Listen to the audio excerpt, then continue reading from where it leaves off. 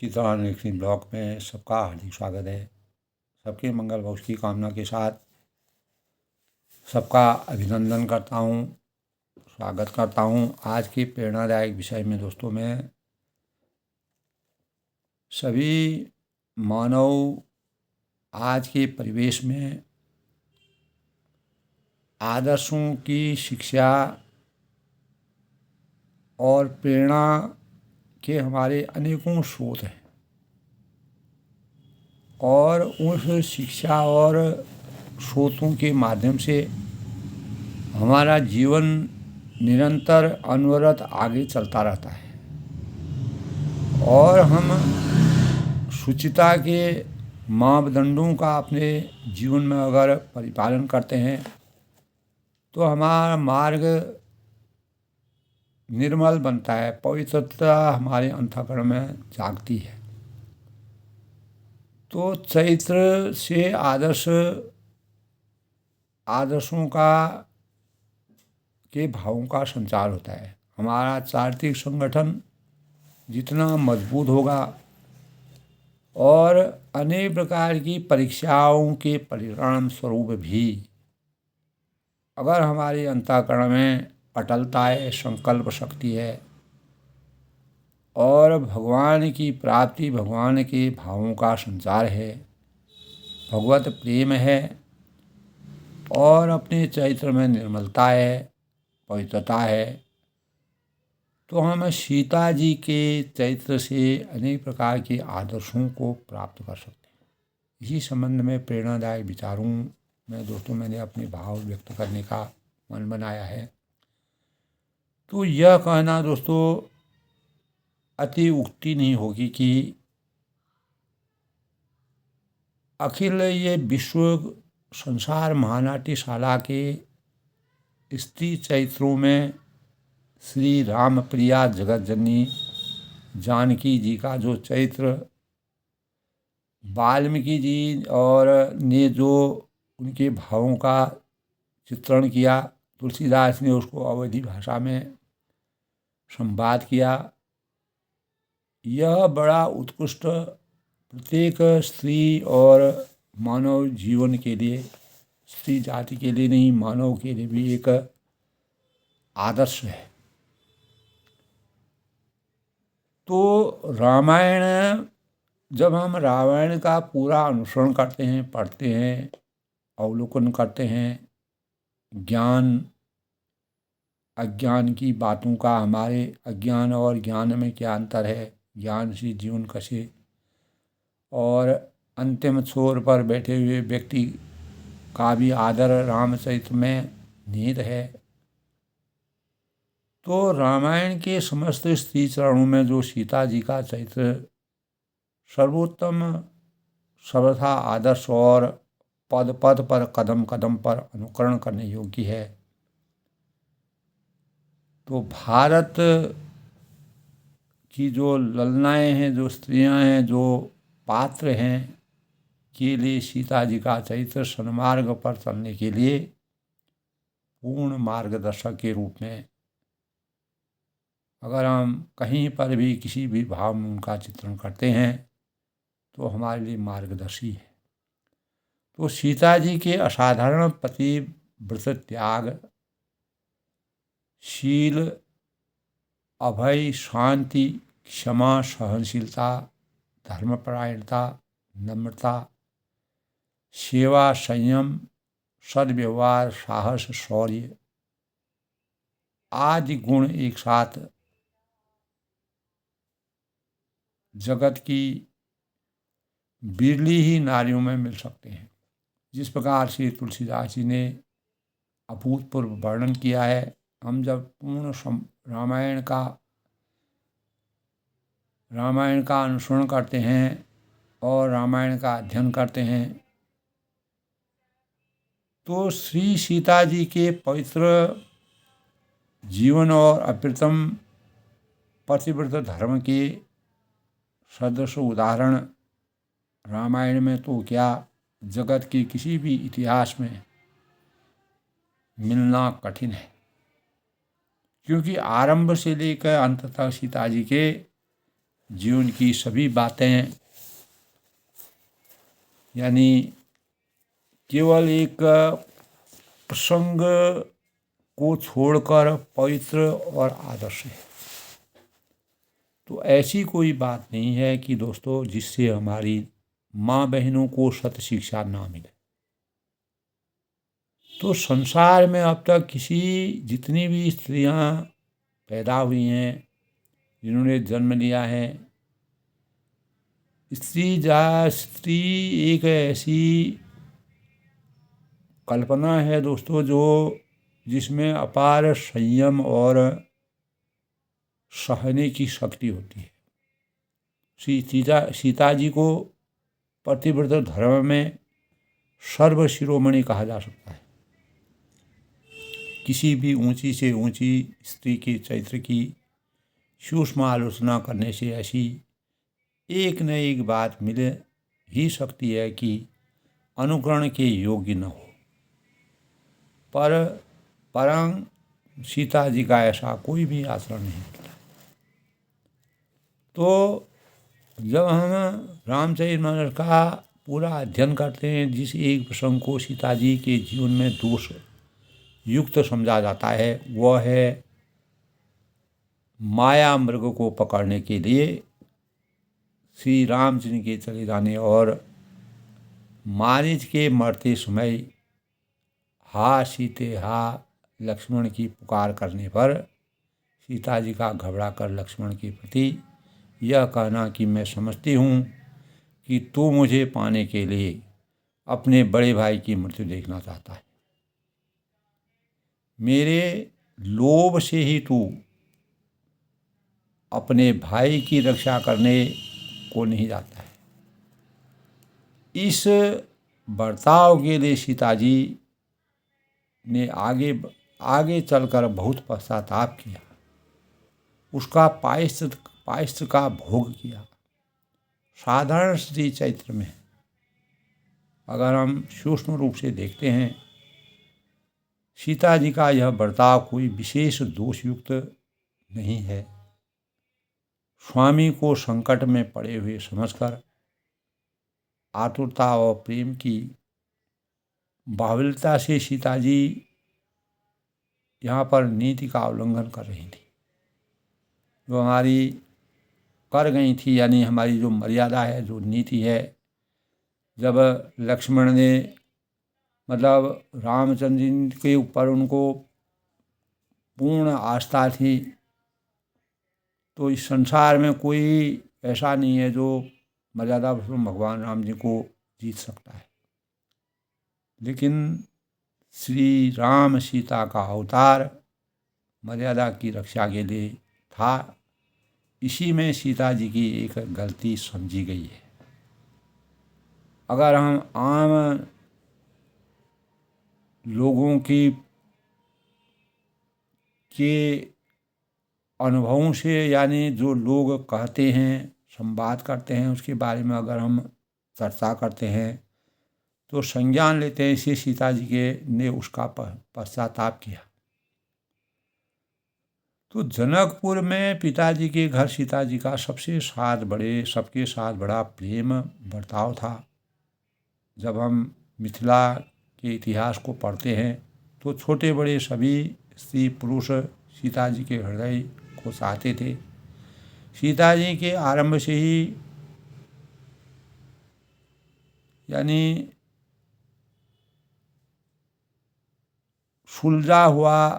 सुलझी हुई थी और लज्जा ही स्त्रियों का भूषण और लज्जा उनको रहती थी। लज्जा स्त्री का भूषण माना गया है। वे प्रतिदिन माता पिता के नित्य जो है वो अपने माता पिता के चरणों को प्रणाम किया करती थी और घर के नौकर चाकर तक उनके व्यवहार से परम प्रसन्न थे। वास्तविक ज्ञान का संचार होता था। सीता जी के प्रेम के बर्ताव का अगर हम दिग्दर्शन उस समय के वर्णन से मिलता है जिस समय वे ससुराल के लिए विदा हो रही होती। तब उस समय का प्रसंग है दोस्तों कि पुनि धीरज धरि कुंवरी हंकारी, बार बार मीटही महतारी, पहुँचा वहीं फिर मिलही बहुरी, बड़ी परस्पर पीत न थोड़ी। पुनि पुनि मिलती सखिन बिलगाई, पुनि पुनि मिलती सखिन बिलगाई, बाल कत्स जिम धियन लगाई। प्रेम विवश नर नारी सब, सखिन सहित रनिवास, मानहु कीन विदेहपुर करुणा विरह निवास। यानी सुख सारिका जानकी जाए, सुख सारिका जानकी जाए, कनक पिंजरहि राखि बढ़ाए, व्याकुल कहीं कहाँ वैदेही, सुनि धीरज परिहु न केही। भये विकल खग मृग यही भांति, यानी खग मृग भी जो है व्याकुल हो जाते हैं।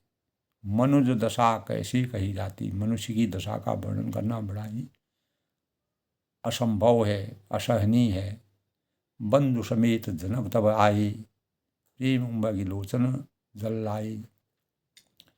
सींच बिलो की धीरता बागी, रही कहावत परम विरागी। लीन राय उर लाई जानकी, मिटी महा मर्याद ज्ञान की। तुलसीदास जी ने जिस प्रकार का चरित्र चित्रण रामचरितमानस में जिन भावों का माँ सीता के स्वरूप का वर्णन किया है, जहाँ ज्ञानियों के आचार्य जनक के ज्ञान की मर्यादा मिट जाती है और पितरे को पखेरु तथा पशु पक्षी भी सीता सीता पुकार कर व्याकुल होते हैं। वहाँ कितना प्रेम है, इस बात का अनुमान जो हम रामचरितमानस को पढ़ते हैं उसका एहसास करने में हम नहीं कर पाते। सीता के इस चरित्र से स्त्रियों को यह शिक्षा ग्रहण करनी चाहिए कि स्त्री को नेहर में छोटे बड़े सभी के साथ ऐसा बर्ताव करना उचित है जो सभी को प्रिय हो, सभी को। तो सीता जी अपने माता पिता की आज्ञा पालन करने में कभी नहीं चूकती थी। माता पिता से उसे जो कुछ शिक्षा मिलती थी, उनको माता पिता का आज्ञा का पालन करना, उस पर वह बड़ा अमल करती थी। और मिथिला से जब वह विदा होती हैं समय चित्रकूट में, सीता जी को माता पिता से जो कुछ शिक्षा मिली वह स्त्री मात्र के लिए पालनीय है। तो उस पर बड़ा अमल करती हैं। तो मिथिला से विदा होती समय और चित्रकूट में सीता जी ने माता पिता की जो शिक्षा मिली वह स्त्री मात्र के लिए पालनी है। हो यही संतन पियही पियारी, चिरु अहियाय असीम हमारी, सासु ससुर गुरु सेवा करहूँ, पति रुख लखी आयुष अनुसरे। श्री राम को राज्याभिषेक के बदले एकाएक वनवास हो गया। पति के सेवा के लिए प्रेमाग्रह।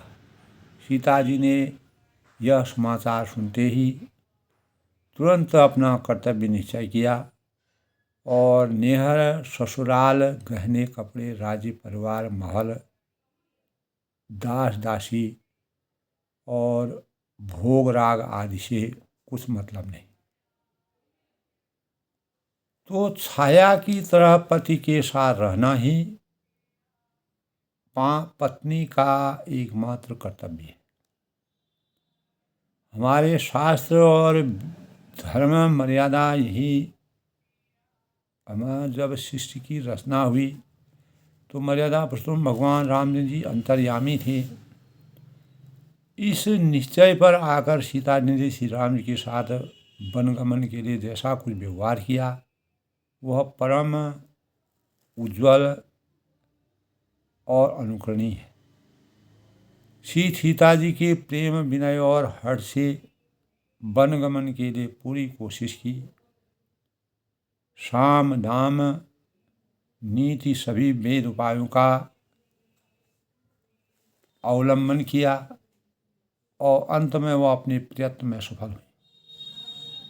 उनका ध्येय था कि किसी भी उपाय से वन में पति के साथ रहकर पति की सेवा करना। तो इसी को वह परम धर्म समझती है। तो इसी में उसे परम आनंद की प्राप्ति होती है। वह कहती हैं कि मात पिता भगिनी प्रिय भाई, प्रिय परिवार सुहृद समुदाय। तुलसीदास ने बड़ा ही विचित्र वर्णन किया है दोस्तों। सास ससुर गुरु सजन सहाई, शुद्ध सुंदर सुशील सुखदाई। तो ये हमारे शास्त्रों का, हमारे जब सृष्टि की रचना हुई उसके साथ ही हमारे जो संस्कार हुए उनका अवतरण हुआ और मानवीय चेतना में जागृति हुई। प्रत्येक स्त्री के लिए एक प्रेरणा के स्रोत के रूप में उनका चरित्र हमेशा के लिए वरदान के रूप में साबित हुआ। जहाँ लगी नाथ नेह अरु नाते, प्रिय बिनु तिहै तर निहुते ताते। तनु धनु धाम धरनीपुर राजू, पति विहीन सब शोक समाजू। भोग रोग समभूषण भारू, जग जातना सरिस संसार। तो वन के नाना क्लेशों को, परेशानियों को, कठिनाइयों को और चुनौतियों को, कुटुंब के साथ रहने के नाना प्रलोभन को सुनकर भी सीता अपने निश्चय पर अडिग रहती है। वह पति सेवा के सामने सब कुछ तुच्छ समझती है।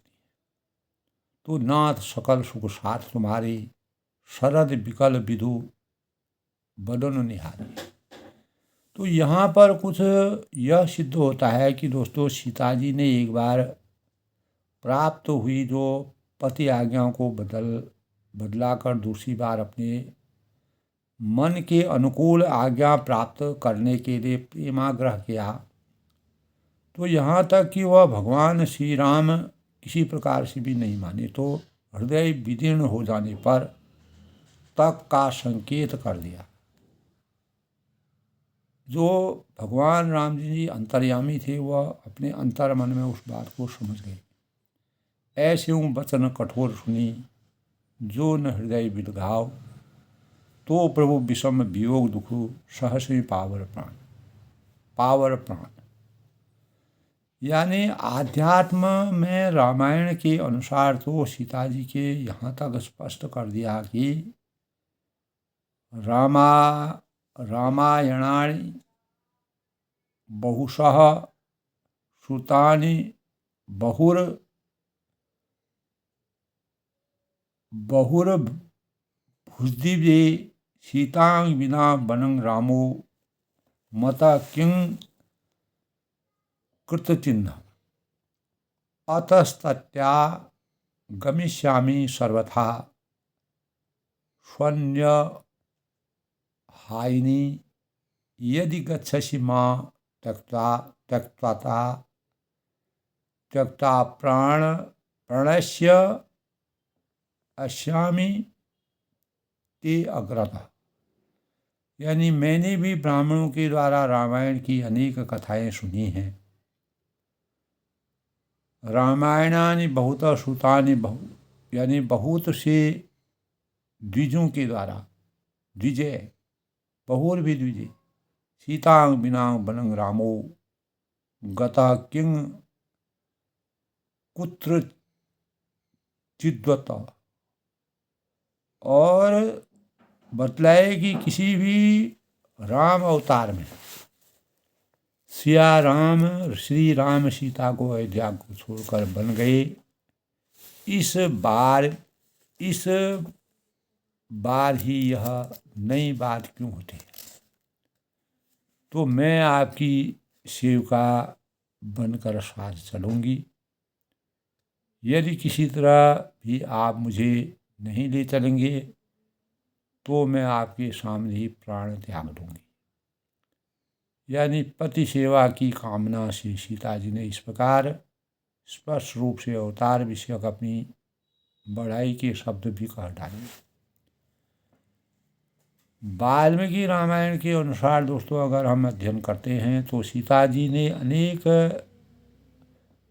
रोने से, गिड़गिड़ाने से, विविध प्रार्थना करने और प्राण त्याग पूर्वक परलोक में पुनः मिलन होने का निश्चय बतलाने पर भी जय श्री राम से साथ ले जाने को राजी नहीं हुई। तब उनको बड़ा दुख हुआ और वे प्रेम कोश में आँखों के गर्म गर्म आंसुओं की धारा बहाती हुई नीति के नाते इस प्रकार कुछ कठोर वचन भी कह गई हैं। वाल्मीकि रामायण में है, हे देव, आप सरीखे आर्य पुरुष, मुझ जैसी अनुरक्त भक्त, दीन और सुख दुख को समान समझने वाली सहधर्मिणी को अकेली छोड़कर जाने का विचार करें, यह आपको शोभा नहीं देता है। मर्यादा की चीज़ें बातें हैं दोस्तों। मेरे पिता ने आपको पराक्रमी और मेरी रक्षा करने के मैं समर्थ समझकर ही अपना दामाद बनाया था। आज के परिवेश में दोस्तों बड़ा प्रेरणा के भाव हैं प्रत्येक मानव मात्र के लिए। इस कथन से यह सिद्ध होता है कि श्री राम लड़कवंशी अत्यंत श्रेष्ठ पराक्रमी समझे जाते थे।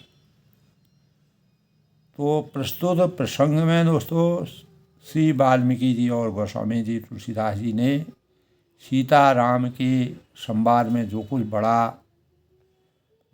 भी कहा है, जो कुछ भी वर्णन किया है, और सो प्रत्येक स्त्री पुरुष के ध्यानपूर्वक पढ़ने और मनन करने योग्य। इससे हम अपने जीवन में मर्यादित रहेंगे और जीवन में किसी प्रकार की कटुता के भावों का, सुख और दुख में समान भावों का संचार रहेगा और हम एक दूसरे के सुख दुख को बांट करके अपने जीवन को चरितार्थ करने में सामर्थ्यवान होंगे। तो सीता जी के प्रेम की विजय हुई और श्री राम जी ने उन्हें साथ ले चलना स्वीकार किया। तो इस प्रकार के जो प्रसंग है, प्रेरणा है, से यह सिद्ध होता है कि पत्नी को पति सेवा के लिए, अपने सुख के लिए नहीं, पति के आज्ञा को दोहराने का तो जिन भावों को अवतरित किया है उसका अधिकार है। वह प्रेम के पति सुख के लिए ऐसा कर सकती है, प्रेम के लिए। सीता ने तो यहाँ तक कह दिया कि यदि आप आज्ञा नहीं देंगे तब भी मैं साथ चलूँगी। सीता जी ने इस प्रेम आग्रह की आज तक कोई भी निंदा नहीं करता है, क्योंकि सीता जी केवल पति प्रेम और पति सेवा से ही समस्त सुखों को तिलांगज देकर बन जाने को तैयार हुई थी। किसी इंद्रिय सुख रूप और स्वार्थ साधना के लिए नहीं। उन्हें किसी प्रकार का स्त्री सुख प्राप्त नहीं किया था वन के दौरान। इससे यह नहीं समझना चाहिए कि सीता जी का व्यवहार अनुचित या पतिव्रत धर्म के विरुद्ध था। तो दोस्तों, स्त्री को धर्म के लिए ही ऐसा व्यवहार करने का अधिकार है। इससे पुरुषों को भी वह शिक्षा ग्रहण करनी चाहिए कि सधर्मिणी पतिव्रता पत्नी की बिना इच्छाओं से त्याग कर अन्यत्र चले जाना अनुचित है। इसी प्रकार स्त्री को भी पति सेवा और पति सुख के लिए उसके साथ ही रहना सेवा धर्म है, मान है, मर्यादा है, आदर्शता है। पति के विरोध करने पर भी कष्ट और आपत्ति के समय पति सेवा के लिए स्त्री को उसके साथ रहना उचित है। अवश्य ही अवस्था देखकर, परिवेश देखकर कार्य करना चाहिए। सभी स्थितियों में दोस्तों सबके लिए एक सी व्यवस्था नहीं हो सकती है। परमात्मा द्वारा अनेक लोग इस संसार में अनेक प्राणी रहते हैं। सीता जी ने भी अपनी साधुता के कारण सभी समय इस अधिकार का प्रयोग नहीं किया। वन में जाकर सीता पति सेवा में उस सब कुछ भूलकर सब तरह से सुखी रहती थी। उसे राजपाट, महल, बगीचे, धन, पति सेवा में सुख, दौलत और दासियों की कुछ भी स्मृति नहीं रही। और राम को वन में छोड़कर लौटा हुआ सुमंत सीता जी के लिए विलाप करती हुई योग्य माता कौशल्या से कहता है कि सीता जी निर्जन वन में घर की भांति निर्मल होकर रहती हैं और श्री राम के मन लगाकर उनका प्रेम प्राप्त कर रही है, परमात्मा में ध्यान लगाकर। तो वनवास से सीता जी को कुछ भी दुख नहीं हुआ। और मुझे तो ऐसा प्रतीत होता है कि श्री राम के साथ सीता वनवास की सफलता योग्य है। और सती सीता जैसे पहले अपने बगीचों में जाकर खेलती थी, वैसे ही वहाँ निर्जन वन में श्री राम जी के साथ बालिकाओं के समान खेलती हैं। सीता जी का मन राम में है, उनका जीवन श्री राम के अधीन है। तो श्री राम के साथ सीता जी के मन ही अयोध्या है और श्री राम के बिना अयोध्या ही वन है। अवध वहाँ जहाँ राम निवास हो, दिवस वहाँ जहाँ भानु प्रकाश हो। तो धन्य पतिव्रत, धन्य सीता पति सेवा के लिए बन गई। परंतु उनको यह इस बात का बड़ा क्षोभ रहा कि सासुओं की सेवा उसे अलग होना, यह सास सेवा, इसका उनको दुख था। सीता सास के पैर छूकर सच्चे मन से रोती कहती है, सुनिए सास में परम अभागी, सेवा समय दुजय बन दीना, देव बन दीना, मोर मनोरथ सफल न कीना। और तजब क्षोभ जनि छाणिय सोहु, कर्म कठिन कसु दोष न मोहु। यानी सास और जो सास और का जो व्यवहार आदर्श होता है, भारतीय परंपरा के अनुसार यदि आज कौशल्या और सीता जी का व्यवहार करना सीख जाएं तो भारतीय ग्रस्त और सब प्रकार से सुखी रहेंगे। और सास अपनी बहुओं को सुखी देखने के लिए व्याकुल रहें और बहुएं सास की सेवा के लिए छटपटाएं तो दोनों ओर की सुख साम्राज्य स्थापित हो सकता है। यही सुख की कामना हमें पार्वती या और हमें अनेक प्रकार की प्रेरणाओं के भावों का संचार होता है। प्रत्येक पुरुष और स्त्री धर्म की मान मर्यादा को अपने जीवन को सही स्वरूप में व्यतीत करने के लिए तो कौशल्या डेरे में भेज देते हैं। इस प्रसंग से भी स्त्रियों को सेवा और मर्यादा की शिक्षा देनी चाहिए। तो सीता जी तेज और उसकी निर्भयता देखिए। जिस दुर्दांत रावण का नाम सुनकर देवता भी कांपते थे, उसी को सीता जी निर्भयता के साथ कैसे कैसे वचन कहती हैं। तो रावण के हाथों पड़ी हुई सीता अति क्रोध से उसका तिरस्कार करती हुई कहती है, अरे दुष्ट निशाचर, तेरी आयु पूरी हो गई है। और अरे मूर्ख, तू श्री रामचंद्र जी की सहधर्मिणी को हरण कर प्रज्वलित अग्नि के साथ यानी कपड़ा बांधकर चलना चाहता है। तुझ में और रामचंद्र जी में उतना ही अंतर है जितना सिंह और शियार में, समुद्र और नाले में, अमृत और काजी में, सोने और लौह में, चंदन और कीचड़ में, हाथी और बिलाव में, गरुड़ और कौवे में तथा हंस और गीध में होता है। तो ऐसे उन्होंने रावण को तुच्छ बना दिया और तब उन्होंने कहा कि मेरे अमित प्रभावशाली स्वामी के रहते हुए मुझे हरण करेगा तो जैसे मक्खी घी के पीपे में मतलब मृत्यु के वश में हो जाती है, वैसे ही तू भी काल के ग्रास में चला जाएगा।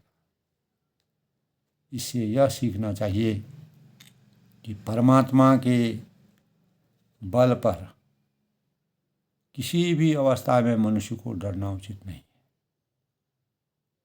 तो अन्याय का यानी प्रतिवाद निर्भयता के साथ करना और परमात्मा के बल का सच्चा भरोसा होना, रावण का वध करके सीता जी को उनके चंगुल से छुड़ाने की भांति भगवान हमें विपत्ति से छुड़ा देंगे। तो विपत्ति में पड़कर भी कभी धर्म का त्याग नहीं करना चाहिए। यह भाव हम सीता जी के चरित्र से प्रत्येक पुरुष और नारी के जीवन के लिए हमेशा के लिए प्रेरणा स्रोत के रूप में अवतीर्ण होगा। दोस्तों, आज के प्रेरणादायक विषय में सीता जी के चरित्र चित्रण का बहुत बड़ा लंबा प्रसंग है। तो आज के प्रसंग में बस इतना दोस्तों। फिर किसी और प्रेरणादायक बातों से मैं सीता जी के अनेक गुणों का और उनसे हमारे पुरुष और नारियों को इस प्रकार की शिक्षा मिल करके हम प्रेरणा के रूप में अपने जीवन को चरितार्थ कर सकते हैं। तो उन प्रसंगों का विधिवत वर्णन करने के भावों का संचार करने की अभिव्यक्ति करता हूँ। आज के प्रसंग में अपनी वाणी को विराम देते हुए सबके उज्जवल भविष्य के लिए मान मर्यादा को सुचारू रूप से संपन्न करने के लिए पति और पत्नी धर्म दोनों की मान मर्यादा को कैसे जीवंत करके प्रेरणा स्रोत के रूप में अंतरित कर सकते हैं, वह हमें आदर्श चरित्र सीता जी के चरित्र से अवगत होता है। सबके मंगल कामना के साथ जय श्री राम।